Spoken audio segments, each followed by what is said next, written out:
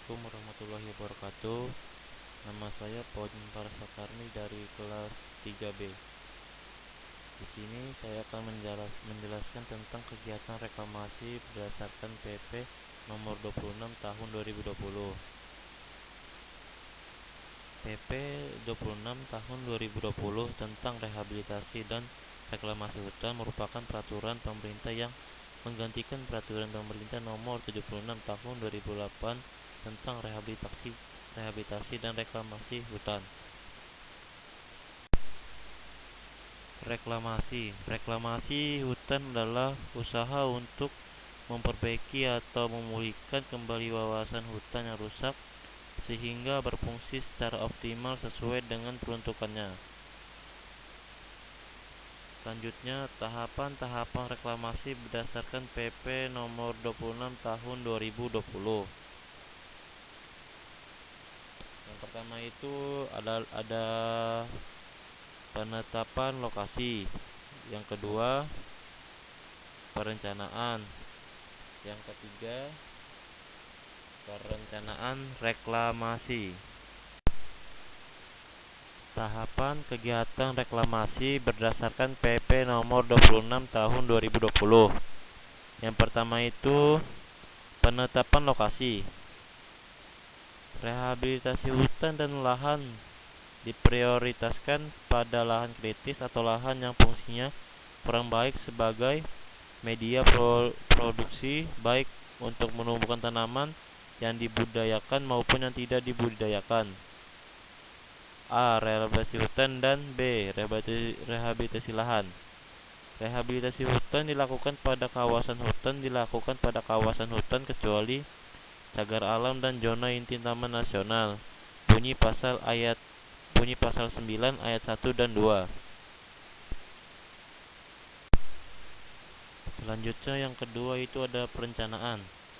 Yang pertama itu mempersiapkan rencana reklamasi sebelum pelaksanaan penambangan. Yang kedua, luas areal yang direklamasi sama dengan luas areal yang terganggu oleh kegiatan pertambangan. Yang ketiga, memindahkan dan menempatkan tanah pucuk pada tempat tertentu dan mengatur sedemikian rupa untuk keperluan vegetasi. Yang keempat, mengembalikan atau memperbaiki kandungan kadar bahan beracun sampai tingkat yang aman sebelum dapat dibuang ke suatu tempat pembuangan. Yang kelima, memperkecil erosi selama dan setelah proses reklamasi. Yang keenam, memindahkan semua peralatan yang tidak digunakan lagi dalam aktivitas penambangan. Yang ketujuh, permukaan yang padat harus digemburkan namun bila tidak dimungkinkan agar ditanamin dengan tanaman pionir yang akarnya mampu menembus tanah yang keras. Yang kedelapan, setelah penambangan maka lahan bekas tambang yang diperuntukkan bagi vegetasi segera dilakukan penanaman kembali dengan jenis tanaman yang sesuai dengan rencana rehabilitasi. Yang kesembilan, mencegah masuknya hama dan gulma berbahaya. 10. Memantau dan mengelola areal reklamasi sesuai dengan kondisi yang diharapkan. Selanjutnya, yang ketiga, ada pelaksanaan reklamasi. Persiapan lahan. Kegiatan persiapan lahan ini yaitu berupa pengamanan lahan bekas tambang, pengaturan bentuk lahan dan pengaturan atau penempatan low grade. Pengendalian erosi dan sedimentasi. Pengendalian erosi merupakan hal yang mutlak dilakukan selama kegiatan penambangan dan setelah penambangan. Erosi dapat mengakibatkan berkurangnya kesuburan tanah, terjadi endapan lumpur dan sedimentasi di alur sungai.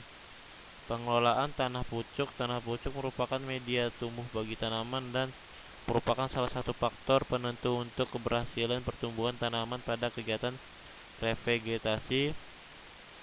Pengelolaan tanah pucuk bertujuan untuk mengatur dan memisahkan tanah pucuk topsoil dengan lapisan tanah lain. Revegetasi adalah usaha untuk memperbaiki dan memulihkan vegetasi yang rusak melalui kegiatan penanaman dan pemeliharaan pada lahan bekas kegiatan pertambangan. Tujuan dari revegetasi adalah memulihkan daya dukung lahan terhadap tanaman yang bernilai guna sehingga pada saatnya dapat dimanfaatkan oleh masyarakat. Baik, itu saja yang saya pahami tentang reklamasi berdasarkan PP nomor 26 tahun 2020. Sekian dan terima kasih.